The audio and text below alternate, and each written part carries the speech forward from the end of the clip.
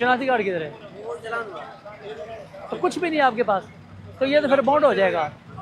इसको इसको हम बंद कर देंगे रक्शे को। ना आपके पास शनाख्ती कार्ड है, ना आपके पास लाइसेंस है, बुक है, बुक भी नहीं है, तो इसके पास कोई चीज़ नहीं है। अभी क्या करें? ये अभी बताएं ना। ये आपने, ये बच्चे जो है ना आपने गलत बैठाए हुए हैं। ये बच्चा यहाँ पे नहीं बिठाना है, और वो बच्चा भी आपने छोटे भाई गलत बैठाया हुआ है। ये देखो यार, अभी आपने कोई सीधा काम नहीं किया हुआ।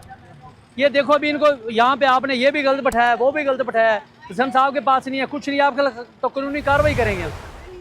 समझ गए मेरी बात? कानूनी कार्रवाई करते हैं आपके पास। इधर 60 पे ले आओ, इधर ले आओ, 60 पे ले आओ, इधर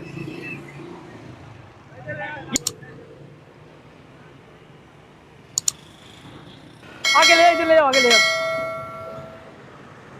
चल बस बस बस बस।